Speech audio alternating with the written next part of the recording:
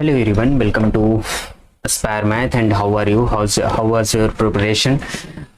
Good. I think आप लोग बहुत अच्छे होंगे और बहुत अच्छे तरीके से अपनी पढ़ाई कर रहे होंगे. आई होप ऐसा ही हो. अगर ऐसा नहीं है तो आप लोग अपनी हेल्थ का बहुत ज़्यादा ध्यान रखें और फिर पढ़ाई करें, है ना. अगर हेल्थ ही नहीं सही रहेगी तो पढ़ाई आप करेंगे कैसे. तो हम लोग जो डिस्कस कर रहे थे नॉर्मल एक्सीलरेशन, टेंजेंशियल एक्सीलरेशन या उससे रिलेटेड क्वेश्चंस कर रहे थे, तो उन क्वेश्चन को और आगे कंटिन्यू करते हैं और क्वेश्चन करते हैं. फिर अब क्वेश्चन ही 2-3 वीडियो में और करेंगे, फिर इसको फिनिश करेंगे. ठीक है. नाउ पहला क्वेश्चन है हमारे पास, a particle describe parabola. A particle describe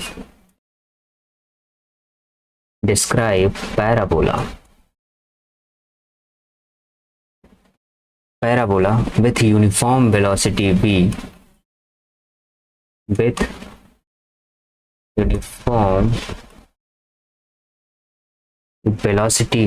is constant. अब यूनिफॉर्म बोल दिया है तो ऑब्वियसली कांस्टेंट ही होगा. ठीक है. Prove that angular velocity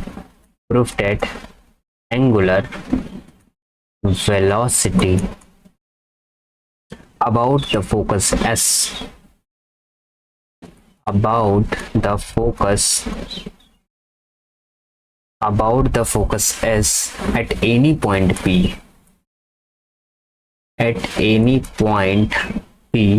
varies inversely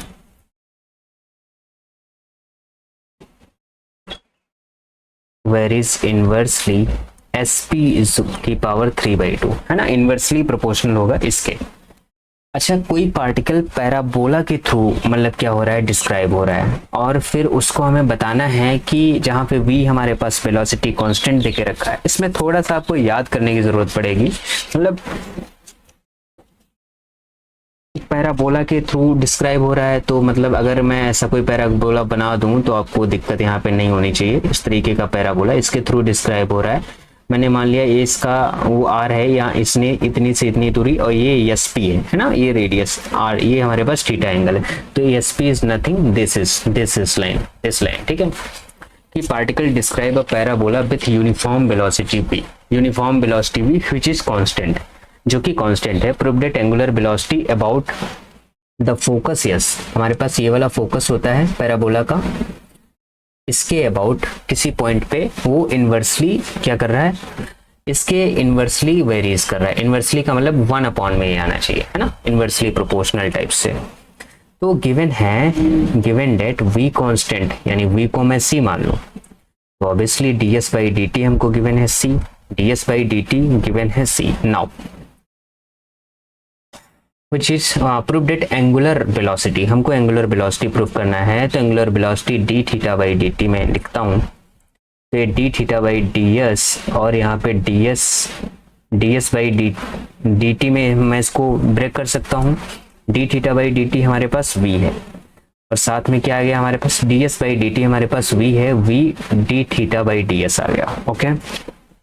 now ध्यान दो, बेसिकली d θ/dt और d θ/ds की हमें कहानी लिखनी है. सिंस यहाँ पे एक चीज नोट करनी पड़ेगी आपको, कि जो साइन फाई एंगल आएगा हमारे पास वो r d θ/ds होता है. इसको याद कर लीजिए आप. बताएंगे कैसे आता है, प्रूफ कराएंगे, लेकिन अभी नहीं करा सकते इसको. साइन फाई जब इसका टाइम आएगा तभी बताएंगे. Sine phi by r, sine phi is equal to, हमें आपको ये याद करना पड़ेगा, r d θ/ds होता है. तो basically d θ/ds is equal to sine phi by r हो गया. तो इसको मैं लिख सकता हूँ v, इसकी जगह पे हम साइन फाई बाई r हम लिख सकते हैं.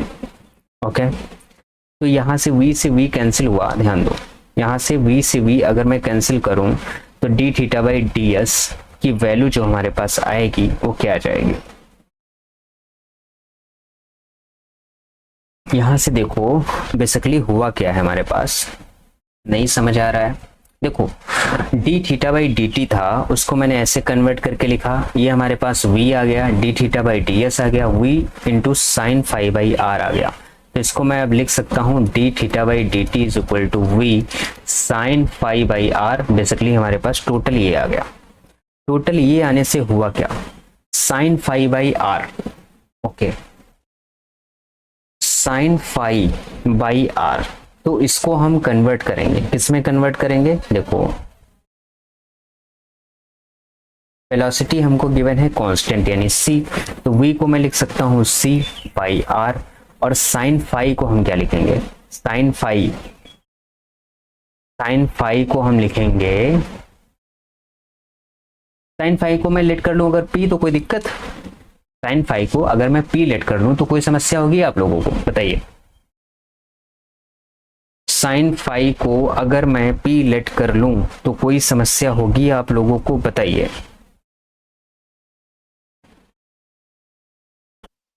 या ऐसे समझ लो, ये यहाँ पे याद कर लो, P is equal to r sine phi. मैंने कहा था ना इसमें 2-3 चीजें याद करनी पड़ेंगी, मैं भी भूल जाता हूँ। Sine phi is equal to हमारे पास P बाई आर आ जाएगा ना, P is equal to r sine phi. जैसे S इज इक्वल टू हमारे पास क्या होता है, इक्वेशन ऑफ कैटेनरी की क्या होता है, S is equal to C tan psi, वैसे P is equal to r sine phi. यहाँ से तुम याद कर दो कि ये वाली इक्वेशन आएगी, तो यहाँ पे साइन फाई की वैल्यू P बाई आर हो जाएगी, तो ये CP by r square totally मेरे पास आ जाएगा। अगर इतनी बात में कोई समस्या है तो बताइए। आई थिंक नहीं होनी चाहिए।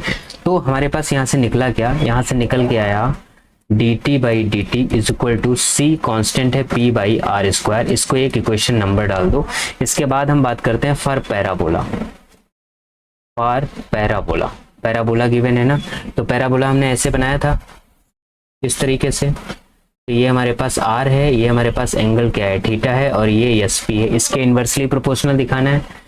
तो पैराबोला होता क्या है, पैराबोला के लिए हम ये लिख सकते हैं ना, p square is equal to a r, ये इसके हमारे पास क्या है, इसके यहाँ पे ये वाली जो हमारे पास डिस्टेंस होती है एस पी की distance 4ax, y square is equal to 4ax होता है ना, तो उस तरीके से ये यहाँ पे हमको r गिवन है, r, और r हमारे पास क्या है, a।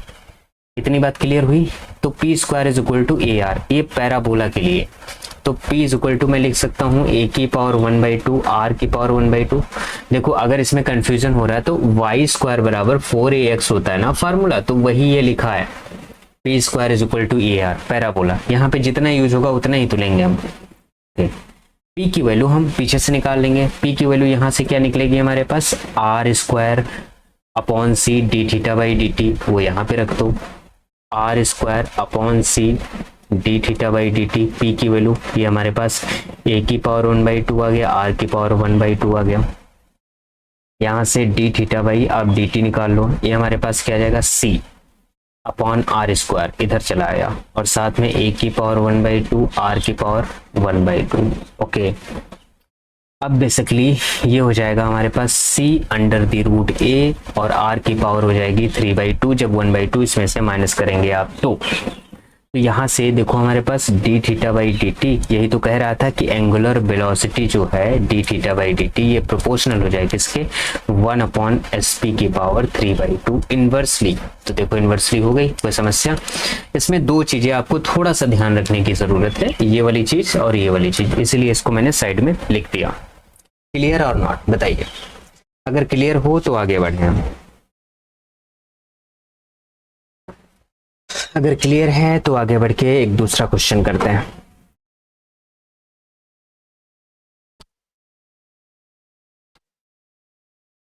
क्वेश्चन है मेरे पास, लिखिए कि a particle moving in a parabola, a particle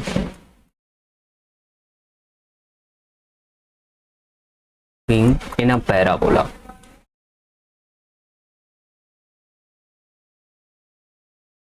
a particle moving in a parabola with uniform angular velocity, with uniform angular velocity, with uniform angular velocity about its focus, about its focus, prove that normal acceleration, prove that normal acceleration at any point, normal acceleration at, prove that normal acceleration at any point is proportional to is proportional to the radius of curvature. The radius of curvature तो जानते हो ना, radius of curvature रो जो निकल के आता था ना, उसी को रेडियस ऑफ कर्वेचर कहते हैं। Of its path, of its path, एक तो इतने बड़े बड़े इसमें क्वेश्चन होते हैं, लिखने में हालत खराब हो जाती है। At that point, at that point question कह रहा है कि particle moving in a parabola, particle moving in a parabola with uniform angular velocity, uniform angular velocity के साथ हो मूव कर रहा है। अगर एंगुलर वेलोसिटी यूनिफॉर्म है यानी d theta by d t constant, इसके फोकस के अकॉर्डिंग, जैसे फोकस अभी हमने पैराबोला बनाया था, इस टाइप के क्वेश्चन किए हैं मैंने, तो यहाँ से अगर मैं ऐसे बना दूं, ये हमारे पास थीटा है, ये हमारे पास आर है, ये हमारे पास पी है, जैसा पीछे वाला क्वेश्चन किया उस तरीके से कुछ लिख दिया। और हमको गिवन क्या है, एंगुलर वेलोसिटी कांस्टेंट दिया गया है, यानी d theta by d t जो है वो हमको कुछ सी दिया गया। तो d theta by d t को मैं लिख सकता हूँ d theta by d s, और d s by d t में लिख सकता हूँ इसको। ओके, तो d theta by d t constant है और d theta by d s ये हमारे पास वी आ जाएगा। तो यहाँ से c is equal to d theta by d s, अभी पीछे जो वैल्यू बताई थी साइन फाई बाई आर आ जाएगी और सिंस वी आ जाएगा, क्योंकि हमारे पास ये होता है ना साइन फाई की वैल्यू जो होती है आर और d theta by d s होता है। यहाँ से जब वैल्यू निकालोगे तो हमारे पास d theta by d s की वैल्यू क्या आ जाएगी, साइन फाई बाई आर। इसको याद रखना, ठीक है, मैं भी इसको भूल जाता हूँ, तो इसको याद रखना जरूरी है। तो यहाँ से v की वैल्यू अगर मैं निकाल लूँ इस वाले क्वेश्चन से, तो v की वैल्यू मेरे पास आ जाएगा c r upon sine of phi. Okay, तो ये हो गया c r square, sine phi की वैल्यू हो जाएगी p, क्योंकि p इज इक्वल टू होता है आर साइन फाई ना, इक्वेशन ऑफ कॉमन कैटेगरी से समझ लो इसको। तो वहां से इसकी वैल्यू हमने रख दी साइन फाई की वैल्यू p बाई आर, तो ये हमारे पास c r square by p हो गया, कोई दिक्कत नहीं होनी चाहिए। Now for parabola, radius of curvature के प्रोपोर्शनल दिखाना है ना, फॉर पैराबोला दिखा देंगे, क्या परेशानी है। पैराबोला की स्क्वायर इक्वेशन क्या होती है, p square is equal to a r, तो p is equal to a की पावर 1/2 r की पावर 1/2। अब ध्यान दो p की वैल्यू अभी हमने पीछे निकाली थी c r square by v, v is equal to था v इज इक्वल टू हमारे पास था c r square by p, तो p की वैल्यू क्या आ जाएगी c r square by v, यहाँ पे आ गया, इसके इक्वल हो गया a की पावर 1/2 r की पावर 1/2। ओके, अब यहाँ से v की जो वैल्यू निकालोगे तो c r square divide by a की पावर 1/2 r की पावर 1/2, ये हो जाएगा सी आर की पावर 3/2 डिवाइड बाई a की पावर 1/2, इस तरीके से। अब जैसे हमारे पास ये वाला इक्वेशन गिवन है p square is equal to a r, जरा इसको डिफ्रेंशिएट करो, differentiate with respect to r, r के रिस्पेक्ट में करोगे तो 2p and dp by d r which is equal to a, तो यहाँ से dp बाई डी आर आ गया a अपॉन 2p, समझते रहिएगा। dp बाई डी आर हमारे पास क्या आ गया a अपॉन 2p, और वहां से v की वैल्यू हमने निकाल ली है, v की वैल्यू भी हमको पता है, ठीक है। हमको रेडियस ऑफ कर्वेचर के बारे में जानना है। रेडियस ऑफ कर्वेचर को मैंने लिखा था ना r d r d p, radius of curvature को मैंने लिखा था ना r d r d p, तो r d r d p हमारे पास क्या होता है, radius of curvature. R d r by d p की वैल्यू, ये रेडियस ऑफ कर्वेचर की वैल्यू मैंने पिछले वीडियो में आपको बता के रखी है, ये हो जाएगा 2p by A, D r by d p की वैल्यू यहाँ से लिखती है हमने 2p बाई ए, ठीक है, और D r by d t की वैल्यू हमने वहां से लिख दी 2p by A. Clear? Okay, p की वैल्यू हमारे पास क्या है,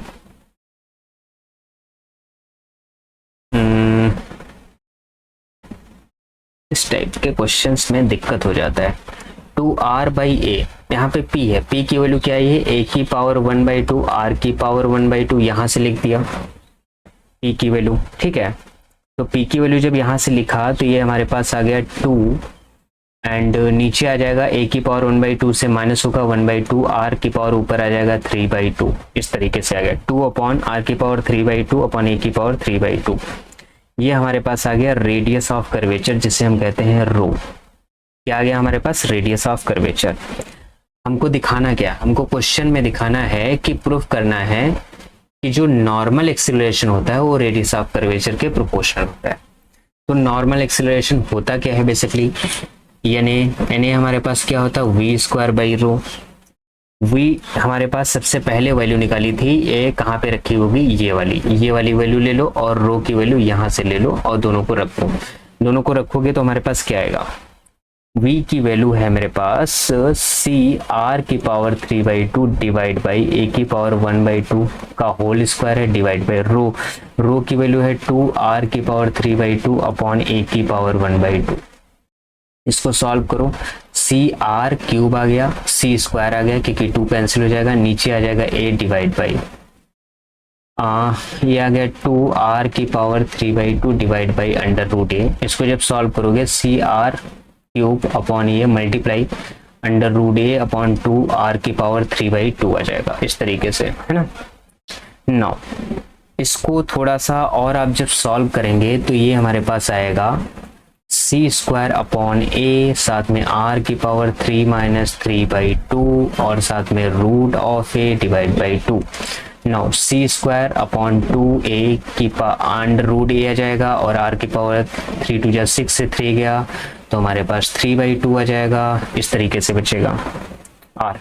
तो आर की पावर 3/2 अपॉन रूट ए, ये देखो पीछे आर की power 3/2 upon root a, r की पावर 3/2 अपॉन रूट ए, ये हमारे पास किसको रिप्रेजेंट करता है, रो बाई 2 को। ये 2 इसके नीचे ले आओ, किसको रिप्रेजेंट कर रहा है, रो बाई 2 को। तो इसको मैं लिख सकता हूँ रो बाई 2 सी स्क्वायर इंटू 2 और साथ में इसको मैं लिख सकता हूँ रो बाई 2। तो सी स्क्वायर बाई 4 रो की टर्म्स में हमने ला दिया किसको, नॉर्मल एक्सेलरेशन को। देखो यहाँ पे, तो यहाँ से मैं बोल सकता हूँ नॉर्मल एक्सेलरेशन प्रोपोर्शनल हो जाएगा किसके, रो के, क्योंकि ये तो हमारे पास कांस्टेंट ही टर्म है, ठीक है। इस तरीके से इस वाले क्वेश्चन से हम डील करेंगे। अगर ये बात आपको समझ में आ गई है तो कमेंट बॉक्स में जरूर कुछ ना कुछ लिख देना, नहीं तो नहीं लिखोगे तब भी कोई दिक्कत नहीं है, ठीक है। अगर लिख दोगे तो ज़्यादा बेहतर रहेगा, नहीं लिखोगे तो और बेहतर रहेगा, जैसा मन हो ऐसा करना तुम, ठीक है।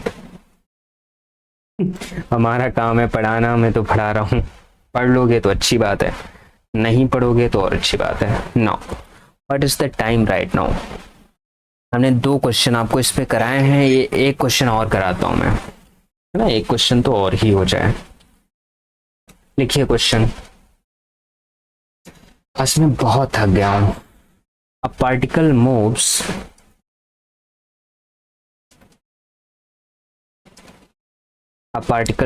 in the curve y is equal to log of sec x by a in such a way that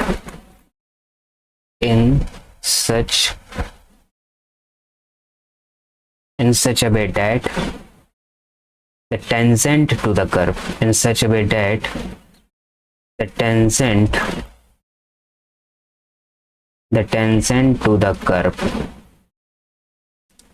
rotates uniformly. Prove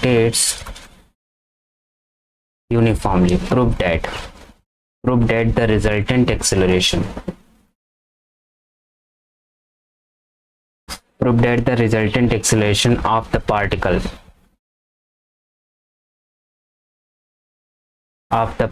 varies as the square of the radius of curvature,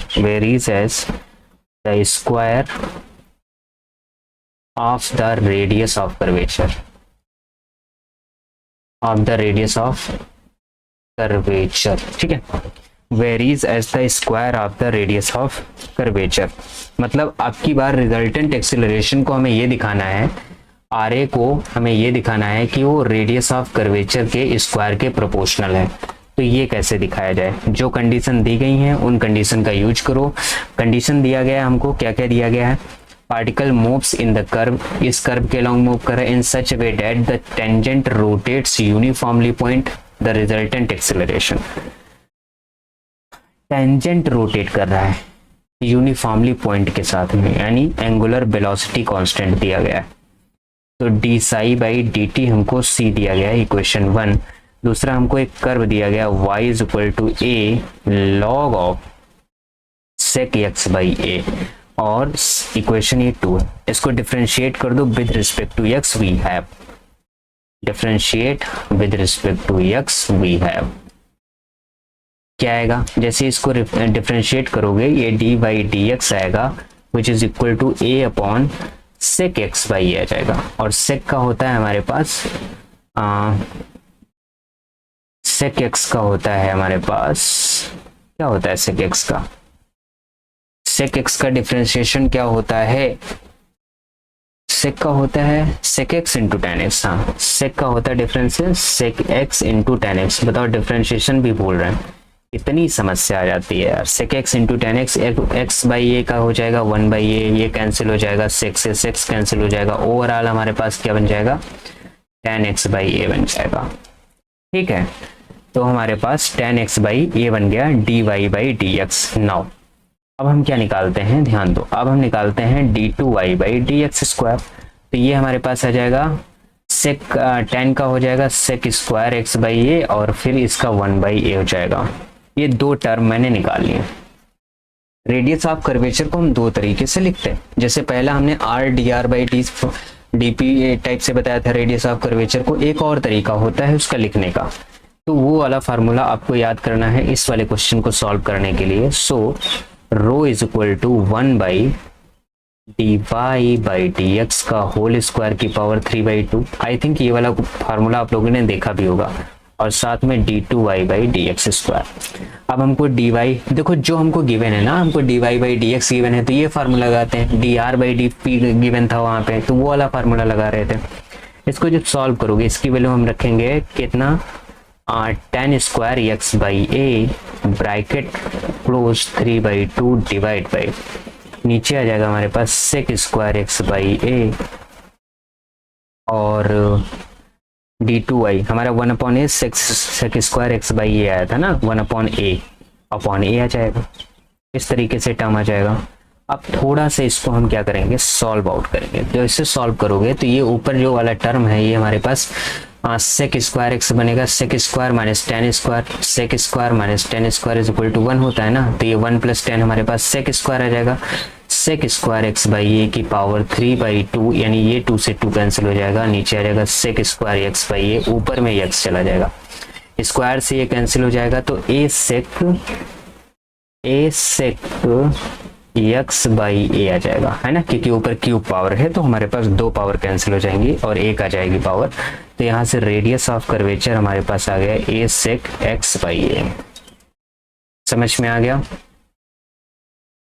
radius of curvature के बाद we are going to find resultant acceleration. Resultant acceleration हमारा होगा d2x अपॉन dt square का whole square plus d2y by dt square का whole square,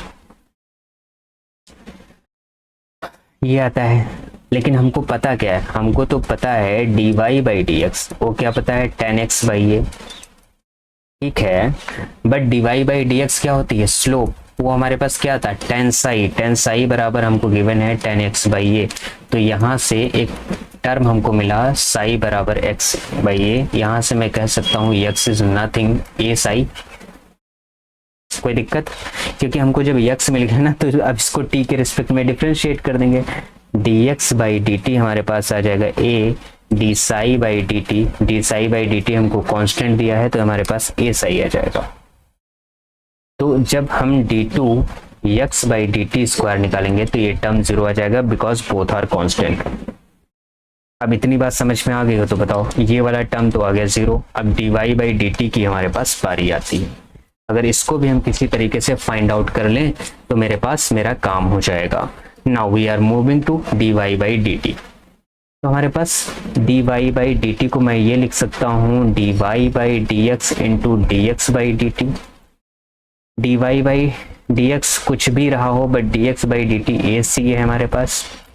हमको चाहिए d2y by d t square, तो हम करेंगे ए सी और साथ में d by d t dy by d x करेंगे। ओके, ए सी ये हमारे पास d2y by d x square आ जाएगा, ये आ जाएगा a c d2y by d x square हमारे पास वैल्यू दिया गया है। कितना वैल्यू दिया गया है उसका,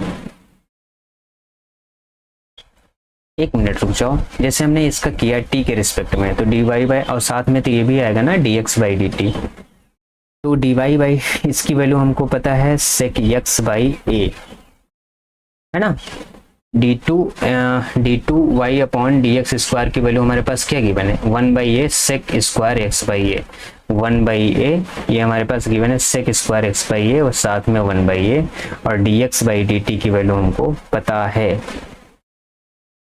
dx बाई डी टी की वैल्यू कितनी दी गई है, dx बाई डी टी की वैल्यू पीछे देख लो, dx बाई डी टी की वैल्यू a सी दी गई है। तो यहाँ पे रखेंगे हम a और c, इस वाले a से ये कैंसिल हो जाएगा, ये हमारे पास आ जाएगा a c square sec square x by a, ऐसा कुछ आ जाएगा। ये हो गया हमारे पास d y by d t square, ठीक है। नाउ तो रिजल्टेंट एक्सेलरेशन जो आएगा वो कैसे हम निकालेंगे, वो हमारे पास आएगा अंडर द रूट, यहाँ पे d two x by d t square तो 0 हो गया, इसकी वैल्यू आ गई a c square sec square x by a का होल स्क्वायर, ये तो आएगा। तो ओवरऑल मेरे पास निकल के आएगा ए सी स्क्वायर और सेक स्क्वायर एक्स बाई ए, इतना टर्म आ जाएगा। ये हो गया हमारे पास ए सी स्क्वायर, और सेक स्क्वायर एक्स बाई ए की वैल्यू क्या आई है रो के टर्म्स में, देखो रो आया है a sec x by a, a sec x by a को मैं लिख सकता हूँ क्या, sec square x by a को मैं सिंपली लिख सकता हूँ रो अपॉन ए स्क्वायर, ए से ए कैंसिल हो जाएगा, ए आ जाएगा सी स्क्वायर अपॉन ए रो, पीछे से वैल्यू निकाल के रख लेना, ठीक है। तो ये यहाँ से क्या आ गया, देखो रिजल्टेंट एक्सेलरेशन आ गया सी स्क्वायर बाई ए रो, तो यहाँ से रिजल्टेंट एक्सेलरेशन प्रोपोर्शनल हो गया, रो स्क्वायर आना चाहिए यार, सेक स्क्वायर है ना तो रो स्क्वायर आना चाहिए, रो स्क्वायर आ गया, है ना। तो रिजल्टेंट एक्सेलरेशन हमारा रो स्क्वायर के क्या हो गया, प्रोपोर्शनल हो गया। ओके, अगर ये वाली बात क्लियर हो गई हो तो आज हम इतना ही रखेंगे, और बाकी हम मिलेंगे आपसे नेक्स्ट लेक्चर में। बहुत ज़्यादा हो गया, मैं बहुत परेशान हो गया हूँ, ठीक है।